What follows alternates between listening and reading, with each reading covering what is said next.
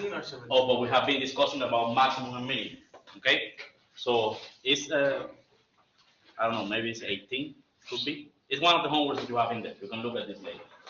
And the point is that you have all the knowledge to do these problems. It's just that these problems require a little bit of thinking because these are applied problems. Okay, so you have to be able to model the situation, translate it into an equation. You have to figure out what function you need to analyze so that then you maximize it or minimize it. It's different than if I just give you a function and ask you minimize this or maximize this. Okay, so here you have to build the function yourself.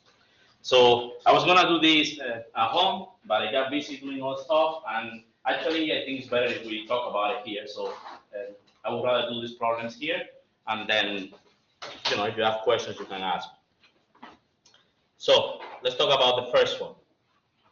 So again, anytime that you have a word problem, you just need to read. Okay. So this is question 4 from that home. So if 1600 square centimeters of material is available to make a box with a square base and an open top, find the responsible volume of the box. Okay, so we want to make a box. So let's go ahead and let's draw the picture of our box. So it's going to be a square base. So you just draw a little square here, and then it has some height. They don't tell us anything about the height.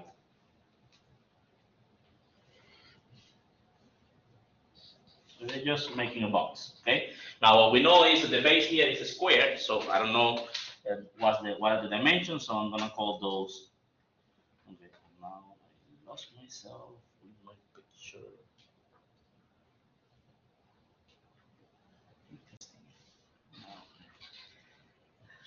Getting back. So when I look at it the first time, this is what I'm seeing, a straight box, but then when I look at it again, I look here, I look at it again, and it was like this. I look again, and now it's straight. It's weird. Anyways, that's the base, so x and x because it's a square, and then the height, we don't know what it is. And then the height, let's call it h. Now, what do we want? We want to maximize the volume of this box. So let's write down the formula for the volume. So it's a rectangular solid. The volume is, the length, the width times height. So it's going to be area of the base times the height, which is x squared times h. Now, we are only given the information that we have 1600 square centimeters of material. Okay? So what can we do with that number? What does that mean? That means that the total area, or I don't want to say surface area because the surface area includes of the shape, includes top and bottom. But if you want the surface area of the box, is 1600 square centimeters. Remember, this is an open box, so there's no top here. Okay, so there is no material used for the top. It's an open box. Do you understand this? So the material is used for the size of the box and also the base. So the total area, which in this problem is the surface area, okay, we know it's 1600 square centimeters, and let's come up with a formula for this. So what will be the surface area of this box? Area of the base, which is x squared, plus, and then we have all the faces. How many faces do we have? 4. The box.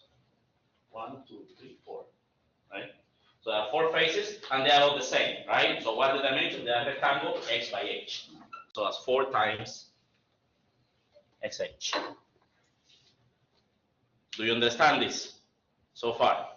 So we have the volume formula, which is x squared times h, and we know that the total area, which is 1600, is equal to x squared plus 4 times x times h. Now, why is this information needed? Well, we want to maximize this volume formula. The problem here is that we have 2 variables. This is a function of both x and h. And we don't know how to deal with functions in 2 variables. So what do? We're going to use this equation to solve for h. We put it here, and now we're going to have a function of 1 variable, namely x. And that we know how to deal with. Okay? So that's the idea. So from here it follows then that h equals 1600 minus x squared divided by 4x. And now I'm going to put that in my volume formula, and I'm going to get a function of x. So now the volume is a function of x only, and it's equal to x squared times this expression. Okay? This is the function that we want to maximize. Now, let's simplify this a little bit and clean it up before we start activating the calculus machinery. So I can cancel out this x with 1 in the bottom. So it's going to be x times 1600 minus x squared over 4. And I'll actually distribute. So we get 1600x over 4 minus x cubed over 4. So our volume formula is actually 400x minus 1 over 4 x cubed. Okay? So this right here is the volume of the box.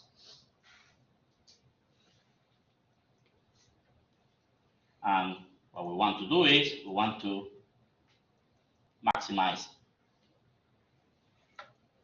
We need to maximize this.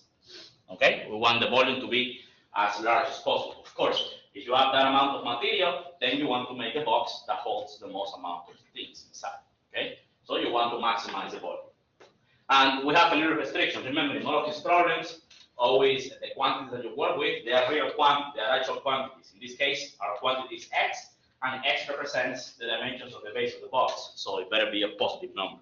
Okay? So here we have the added condition that x has to be positive. Okay? All right. Any questions so far? So here what we just did was we modeled the problem. So we were given the problem, right? Just this is how much material you have. Make a box with the largest possible volume. Okay? So that's basically what the problem is. And then if you want to make the box, of course, you need to know the dimensions.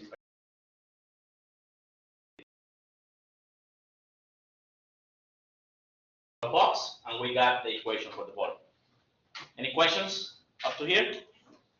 Okay, so now calculus begins. So far we haven't done calculus. Okay, now we do calculus, which is here is a function, in this case a cubic. So let's maximize this. How do we maximize the function? What do we need to do? So we find the derivative, so we can get the critical numbers, right? So what's the derivative here? So 400 minus 3 over 4 x squared, right? So the critical numbers are the values that make this expression undefined or 0. This is never undefined, so we just need to worry about when it's equal to 0, right? That's a polynomial. So we want to know when this is equal to 0, meaning we solve this equation. Okay? All right, so that means that x squared is going to be 1600 divided by 3. And let's take square root. So x is plus or minus the square root of 1600 divided by 3. That will be plus or minus 40 over square root of 3. Now remember, x here represents the dimensions of the square base. So x is a positive number. So the negative ratio here makes no sense for us. So here we're going to pick the positive answer. So x equals 40 over square root of 3. Since x must be positive. Do you understand this so far? Now, the only thing that we need, so what we know is that this is a relative extrema. So, I mean, this is a critical number. So if we're going to have a relative extrema, it has to be this one. Okay? Now, we need to verify if it's a maximum or if it's a minimum. At this point, you have two choices. You either use the first derivative test, or let's use the second derivative test, which we talked about last time, but we didn't do an actual example. So here is your example for second derivative test. And this is a very good problem to use the second derivative test because, you know, the second derivative here is very easy. When you have a polynomial, taking derivative is very easy.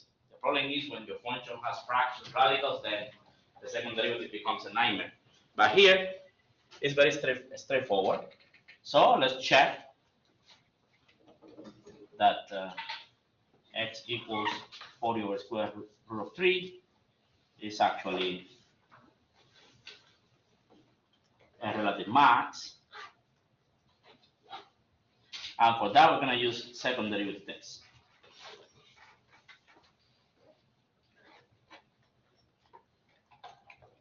Which says, okay, make sure that you have a stationary point. That's what we have. This is the one that gave you derivative equal to 0. Then find the second derivative of the function, which in this case is So as f prime, so the second derivative, 400, that's just 0. So we're going to get negative 3/2 x. Questions? No? So then all you have to do is plug into the second derivative this number, and then what did the second derivative test says? If it's positive, what do you have? A maximum or a minimum? A minimum. If it's negative, what do you have? A maximum. So let's plug in and see. So then second derivative, evaluated at 4 over square root of 3. That's going to be negative 3/2 times 4 over square root of 3. So that's negative 20 square root of 3. The point is that this is a negative number. So what does that mean? What do we have at that point? A maximum. We have a maximum. So v of x has a relative maximum at x equals 40 over square root of 3. Is that clear? And then, because we have found a maximum here, notice that then that means that the function then is going to go down, okay? And we never come back up, because if it's going to come back up, it's going to produce a minimum. This is a polynomial, okay? So there is no reason here to look for possible endpoints or something like that, because we found ourselves a maximum. The volume function is a cubic, so it has a maximum. So that means that it has to turn at that point, and then when it keeps going down, the only way that you can get something higher is if it comes back up and then surpasses that local maximum. But that will never happen, because that has to create a minimum. And there is no other relative extreme. There's no critical number, okay? Because if you create a minimum, you will have a critical number down there. And there's no more. So we found a relative maximum. Now the question asks for the maximum volume. So we plug in that number to get the maximum volume, okay? So maximum volume is the volume formula evaluated at this number, 40 over square root of 3. And it was 400 times x minus a quarter x cubed. So that's 1 over 4 times this guy cubed. And let's compute this number. So what is this?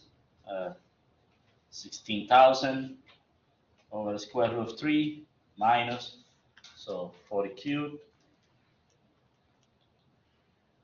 divided by 4, 16,000 over, and then square root of 3 cubed, that's 3 square root of 3.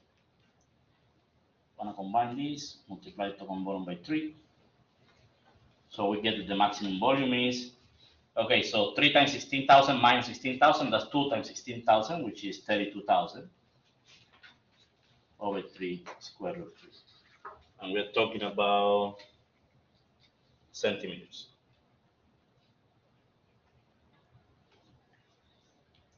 So that's the maximum volume. Notice that the question didn't say to round anything, so that's the answer that you put here. So the answer is 32,000 over 3 square root of 2. Okay? All right. So let's see. Let's go step by step. First step is to model the problem, come up with the equation of what we need to do, which in this case is the volume function, and we need to maximize. Are there any questions on that first part of the problem? Did you understand how we came up with that equation? Okay. Next, we have our function. Now we start doing calculus on it, which is, let's find the maximum of this function. Okay. So remember, we had the restriction that x is positive, so we don't care about any negative solutions. So to find the maximum, what do? We find critical numbers, and then, because those are your candidates, and then you either use the first derivative test or second derivative test, whichever you want, whichever you think is easier for you to do, to classify those points at either relative maximum or relative minimum. So find the derivative, it's pretty easy, it's just a polynomial, right? Find the derivative, it's never undefined, so set it equal to 0, we get our solutions. Then the negative, we ignore it, we just work with the positive, and we use the second derivative test because it's easy to find the second derivative. And we find that the value of the function is negative. The second derivative is negative at this point, meaning we got ourselves a relative max. Okay? And again, because this is not a closed interval, then you need to wonder, well, could there be, this is a relative maximum. Is there something bigger than that at some point? And the answer is no, because then there will have to be another critical number. Do you understand this? Because you have to come back down, then you have to come back up, creating a minimum. We have no such thing. We only have found one candidate. Okay? All right. Any questions? And so that's the location at which this function is maximized. Now the question asks you for the maximum volume. So your answer is not x, it's the maximum volume. So that's why you need to go plug into the original function to get the maximum volume. Okay? All right. Questions? No? Okay. Now, this one was somewhat straightforward in the sense, I mean, in these problems, I would say the most difficult part is to actually come up with your equation, okay, to understand what you need to do and model the problem. Then after that is typically the standard thing, derivatives, critical numbers, and so on. But this one, after you get the equation, it was kind of straightforward because you have a polynomial. Polynomials are not too bad to work with. Now, what if you don't get a polynomial here? Then you really, the algebra becomes more interesting. And that's sort of what happens in the second example. So let's talk about it. And this one is also rather interesting, this problem. Not because of the algebra, but because of the content of the problem itself.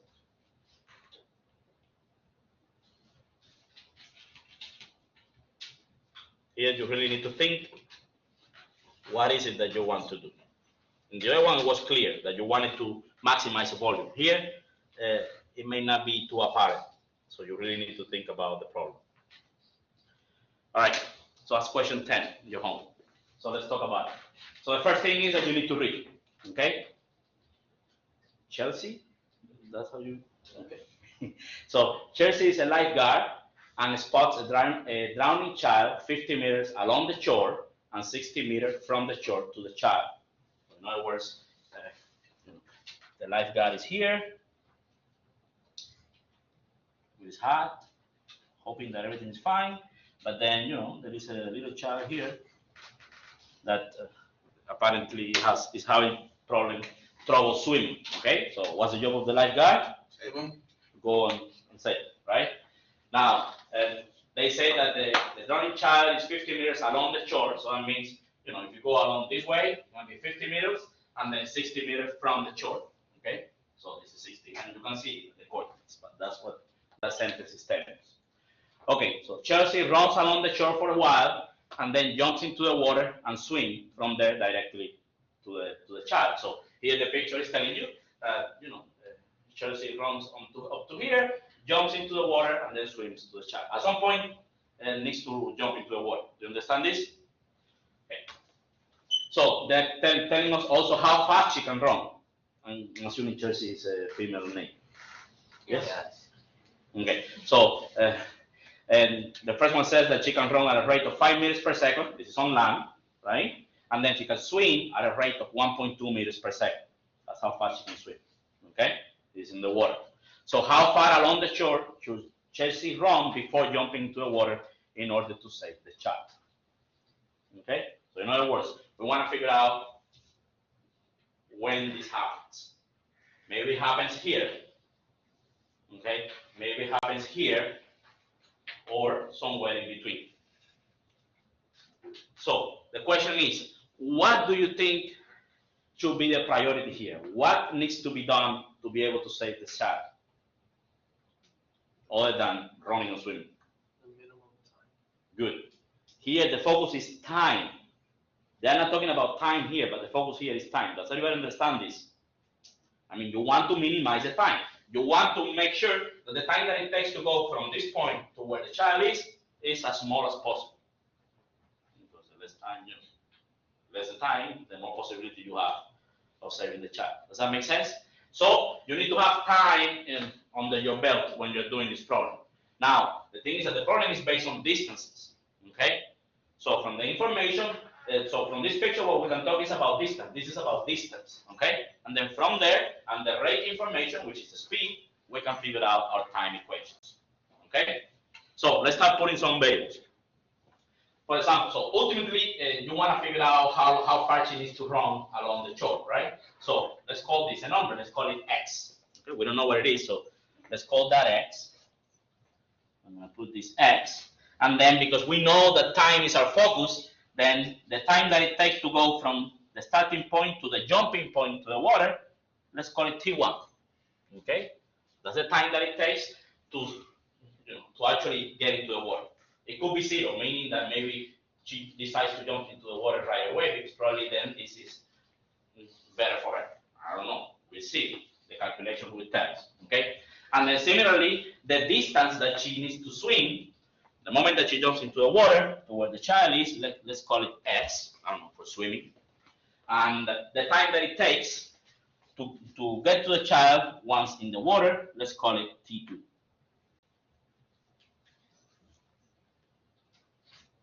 Do you understand this so far? So what is our function? What's the function that we, let's say, what is it that we want? What is it that we want to do in this problem? The minimum time. So what's the time?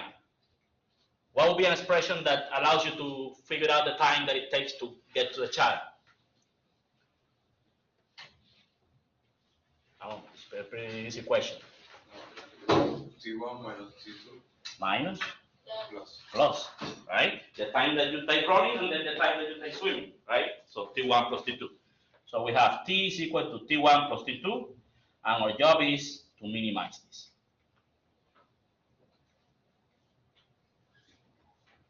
Okay? Now, of course, we need to figure out what's T1 and what's T2 in terms of the distance quantities. Okay? So here we're going to use that information. So, for example, what do we know about the speed of Chelsea when she's running? It's a constant, which is 5. As you know, the speed is distance over time, right? So we know that if you do x over t1, so if you do x over t1, what is this equal to?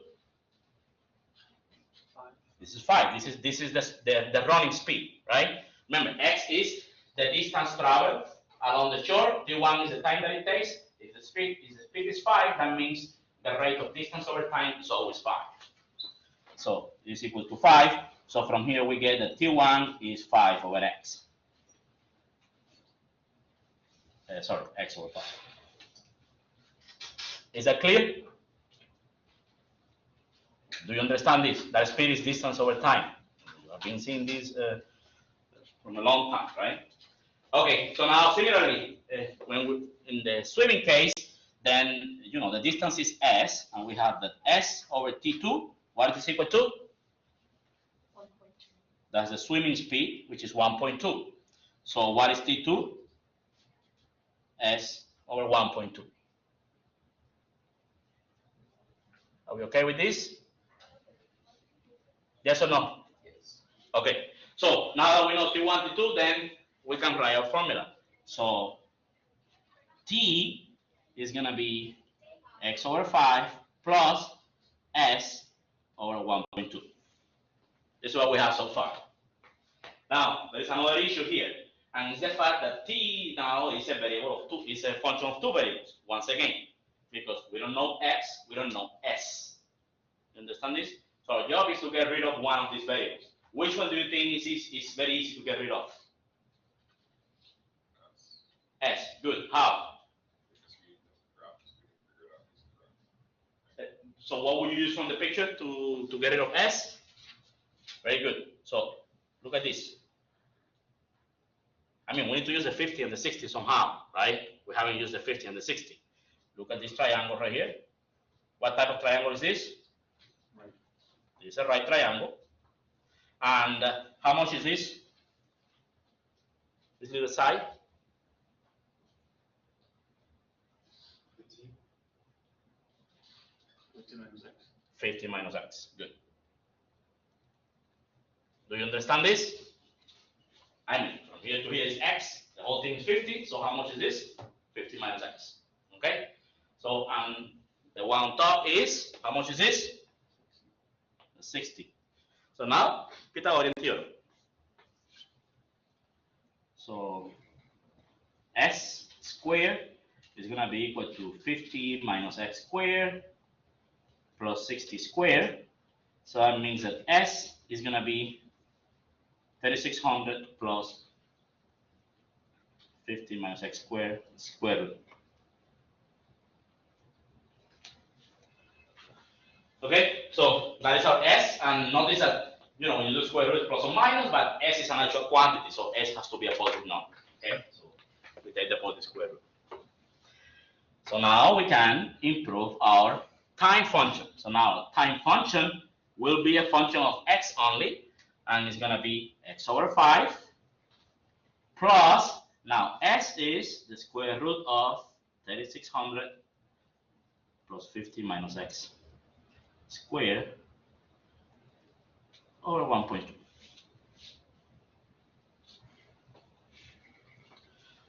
And now this is our function,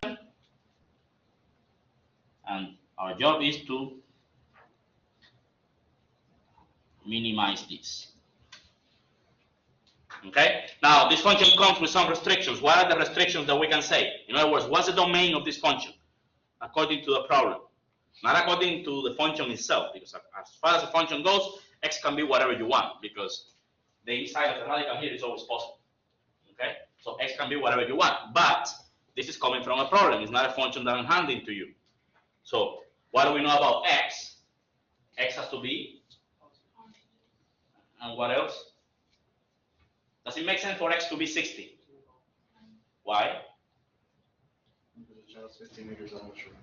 Exactly. So if it's 60, okay, maybe you want to run here and jump. But if you are going to do that, then might as well jump here when you were at 40. Because the situation is symmetric, right? If you jump at 40 or 60, the distance that you need to swim to the child is the same. So it's not optimal to get past this point. Does that make sense? So x is between 0 and 50. So now we have a closed interval to work with, okay? But we need to allow 0, okay? So notice that here x is between 0 and 50. X equals 0 will mean that you jump into the water right away, not running. And x equals 50 means that you run as much as you can, and then when you have no other choice, then you jump into the water. Okay? All right. Do you understand questions up to here? We haven't done calculus yet. Now the calculus will begin. So do you understand how we model the problem? So let me show you this again. Is it clear why time is what we're concerning about? Because Lionheart needs to save the kid, so time is encouraged in order, because that's what I mentioned. How long would it take for her to rescue the kid? To rescue the kid. And we want to minimize that, right? Because the longer it takes, the more at risk the kid is. So Okay. shorter it takes to rescue him, the faster. The better it will be, the more chances we have to rescue the kid. Okay, good. So then the question is, how do we find time? Because this never tells you anything about time. Well, that is, it talks about distance and speed, and you know that distance over time equals speed. Okay, so you can use that information to write the times that we're interested in terms of the given data. Okay, so is it clear how we got T1 and T2? Yes? So we have our function, and then the other issue was that we have two variables now, x and s. That's not good. We need one variable. So you have to look at your problem and see how else can you get rid of one of these variables, and then you realize that there is a triangle here, and then you can relate s and x. Okay? The reason why I'm using this triangle is because it's a right triangle. If you try to use this one, first of all, we don't, okay, you can compute that distance, but then we don't know this angle. Okay? So the safest way is to use this triangle over here. You okay? And then using this triangle, you have to realize that this side right here is 50 minus x, and then you can relate this to x. Okay. And I solve for s because it's easier. Solving for x, I don't know. Solve for x because I found it easy to solve for s. It's like directly, but you could solve for x if you wanted to. Okay. But also, why am I writing everything in terms of x? Because of the question. What's the question about? So what's our answer? What would be the answer that we need to give? So we have three quantities. We have time, we have x, we have s. What would be our answer? is x. You want to know when you need to jump into the water, right? So how much you need to run. Okay, so that's why, if possible, I write everything in terms of s, so I get the answer directly. If you write in terms of s, then you will need to go and once you get s, then figure out what x has to be. Okay, so it's more work. All right, so now let's start doing calculus. So we want to minimize. What do we do to minimize? Derivative. So we find derivative of t.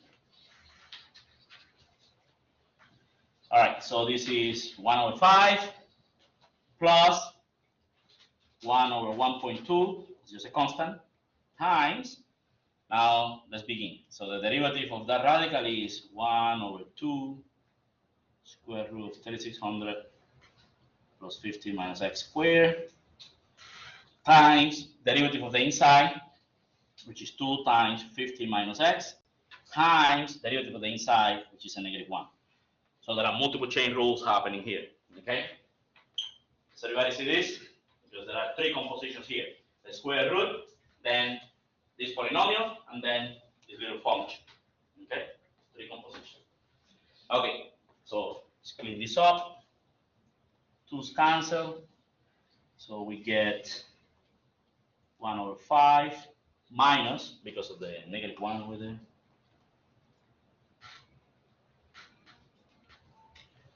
Minus, and then on top, I'm gonna have a 50 minus x over a 1.2 square root of 3600 plus 50 minus x.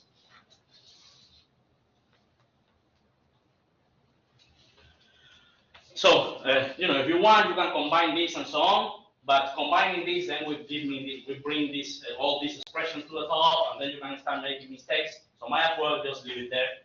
And then what I'm going to do is find the critical numbers. Remember, what are the critical numbers? Values that makes the derivative undefined or 0. Now, undefined, it will come from down here, but notice that this bottom here will never be equal to 0, because this parenthesis is always positive. Yes, by squaring that. So this is 3600 plus something positive, or maybe 0 when x is 50.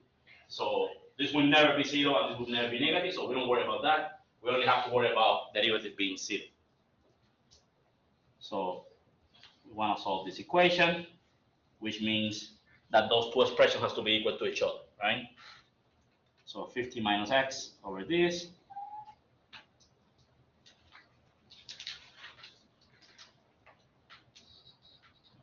must be equal to 1 over 5. Now, if I want to solve for x here, and notice that the expressions that show up with are actually the same, 50 minus x, 50 minus x. You can work with x directly here if you want, but then that's going to be more painful. It's easier if we make a little substitution. So I'm going to call this, I'm going to call it y, okay? So let y be equal to 50 minus x. I'm going to figure out y, and once I find y, I just do 50 minus y to get x. Do you understand this? Because from here it follows that x would be 50 minus y.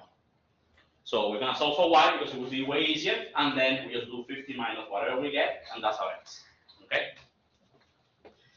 All right, so our equation looks like this: y over 1.2 square root of 3600 plus y squared equals 1 over 5. That's more friendly to look at.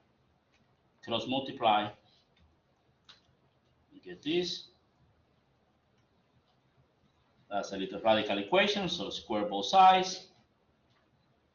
So we get 25y squared equals 1.2 squared, that's 1.44, times 3600 plus y squared. Distribute.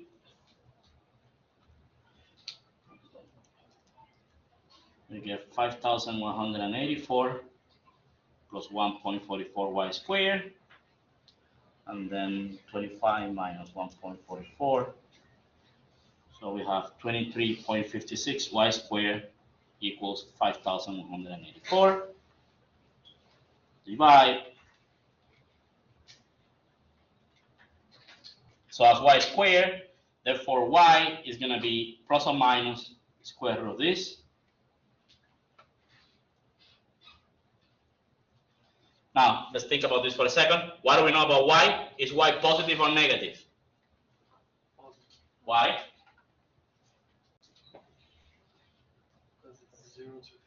Very good. So the maximum that x can be is 50. So y has to be, x cannot go beyond 50, therefore y will never be negative. So this is greater than or equal to 0. Okay? If x is less than 50, then that will be positive. If x equals 50, that will be 0. The point is that it's never negative, therefore we're picking the positive option here. Okay?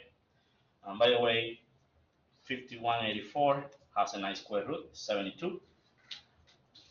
So y equals 72 over the square root of 23.56. Now this is y. Remember, y was just a little substitution that we made to make the problem easier to solve. Our interest is x. So x is 50 minus this expression, minus this number. And this is, what is this?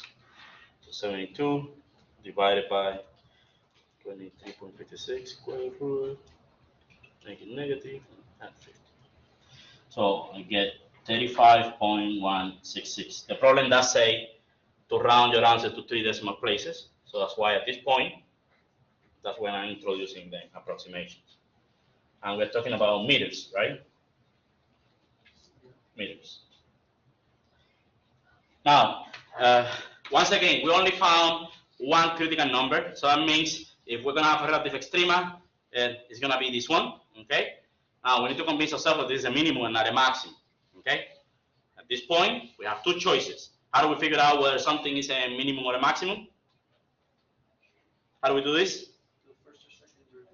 First or second derivative test, or, exactly. Or in this case, because we have a closed interval, what are the candidates for minimum and maximum, and points of the interval, and our relative, our critical number. So you can plug in 0, plug in 50, and plug in a number into the time function, and then see which one is the minimum one. Okay? So let's actually do that, because we have a closed interval, so there is no need to even use first or second derivative test. We just plug in, because remember, endpoints are important. We don't know if it's better to go all the way to 50. Maybe that's better. Okay?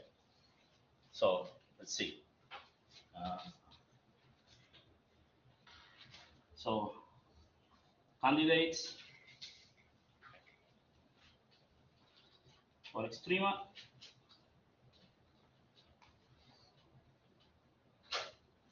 So they're going to be the number that we found, which is this one. I already have it in my calculator. Let me store these. So we have 50 minus 72 over this. Here you can probably work with the approximation, but I'd rather work with the exact number. That's one candidate, then the other one is 0, and the other one is 50, which are the endpoints. Okay? And let's find the value, the time, okay?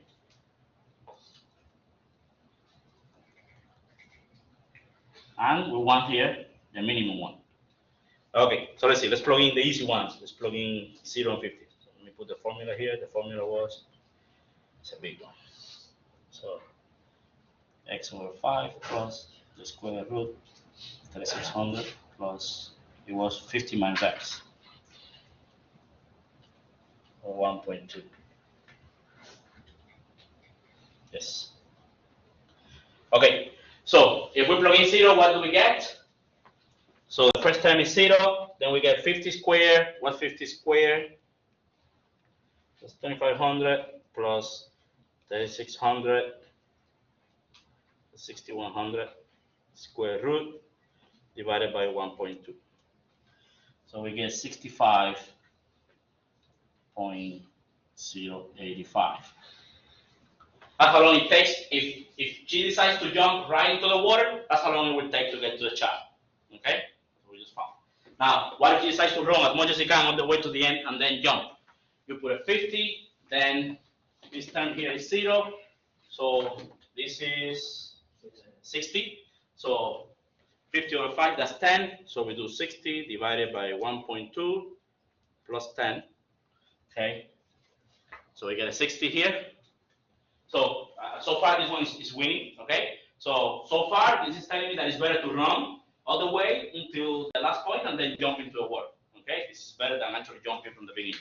Now, there is an in-between spot here, the 35.166, okay? Let's see what that one will give us. Let's plug in. So, okay, I have the exact number here. That was as X. Okay, so I have to do 15 minus this. I need to square that. I need to add 3600. Square root divided by 1.2. Okay, I get 51.5 something, and then I need to add X over 5. So plus, hold the number, divided by 5. Okay, so here I get 58.53. Let's say 539. Isn't that the fastest? So this is the lowest time, so we should go with this one. Now, it's not by that much, right? But I mean, a second is a second. In this kind of situation, 1 second is 1 second, okay? Point is that this is our minimum. Okay? So what's the answer to the problem? 166. You know, a bunch of numbers here. You need to know what the answer is. You are looking for X. So 35.166. And this is meters. Well, here you just want you to put the number. Okay. So from pre-calculus. But now this one is less straightforward. So let's do it. Let's do f of x equals 1 over 1 plus e to the negative x. Okay, and I kind of talk about this one at one point, but now we will know precisely what it is. Okay, so activate the process. Domain or real numbers, okay, so I'm going to go straight for the intercepts. So there is no symmetry here, by the way, okay? There's no symmetry because you cannot factor a negative, nothing like that. So x-intercept, none. This function is never 0 because a fraction is 0 only when the top is 0. Everybody okay with this? So this function is never 0. How about y-intercept? Well, when x is equal to 0, then, just plug in 0. Then we're going to get 1 over 1 plus 1. E to the 0 is 1. So this function goes to 1/2, so the y-intercept is a point 0, 1/2. Okay, so now let's figure out monotony. And for that, monotony plus relative extrema. For that, we're going to look at the derivative. Okay, so what's the derivative of this? I have to use quotient rule. So the derivative of the top is 0. So 0 times the bottom, that's just a 0. So minus the top times the derivative of the bottom, which is negative e to a negative x, right? So this will be e to a negative x times -1 because of the chain rule. Over bottom square. So what is this? Negative is positive, so e to a negative x over 1 plus e to a negative x squared. Remember, here we're doing this because we want to find zeros of the derivative so that we can get critical points, but really what we want also is the sign of the derivative. Now in this case, there are no zeros in the top, and there are no zeros in the bottom either, okay? Exponential functions are never equal to 0, right? Into something that's always positive. So the top is never 0, the bottom is never 0. In fact, this derivative is positive for all x. Do you understand this? There is no change in sign of the derivative. This is always positive. So what is this telling us about the function? What does that mean about the function? The derivative is always positive. Increasing. So f is increasing on the entire real line. And therefore, because it's always going up, there is no relative extreme. Okay? It has no relative maximum, it has no relative minimum. And no relative extreme. Okay. So we know the function is always going up, no relative extrema. Let's see how is it going up. So concavity. All right, so concavity and of course plus inflection points. So to do that, we need to look at f double prime. This one is more interesting. So quotient rule. Derivative of the top is negative e to negative x times the bottom minus the top times derivative of the bottom.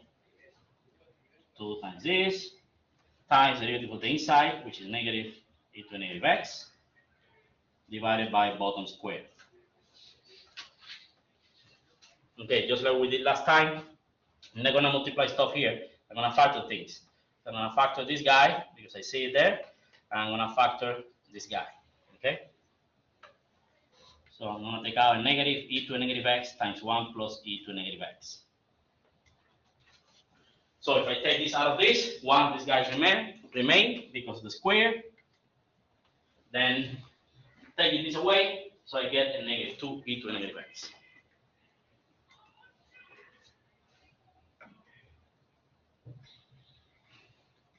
This cancel with this, give me a 3. And so we end up with negative e to a negative x times, now this will be 1 minus e to a negative x. Because 1 minus 2 is negative 1. Over this cube. Now, this time we do have values at which this equals 0. If this is equal to 0, it's only because the top is 0. And if the top is 0, because the first factor is never 0, is because this is 0. So this must be 1, meaning x has to be 0, right? The only solution here is x equals 0. So if you want, you can say, okay, negative x is ln of 1, which is 0. So x is equal to 0, okay? Remember, exponentials are never 0, so this one here doesn't count. So if this product is 0, it's because of the parentheses, not because of the exponential. So we do have a 0, and it's never undefined. So when you look at the sign of f double prime, we only have 0 here, and then this was f double prime. If you pick something negative, let's say negative 1, you plug it in, what do we get? As 1 over e, so 1 minus 1 over e, that's positive because 1 over e is 0 point something. So the top is positive with a negative, so it's going to be a negative, the bottom is always positive. So that's a negative here, and then if I pick 1, this one is going to be, negative 1, so that's e. That's e, so that's negative, positive. Now if I pick 1, this is what I just said, it's going to be a negative.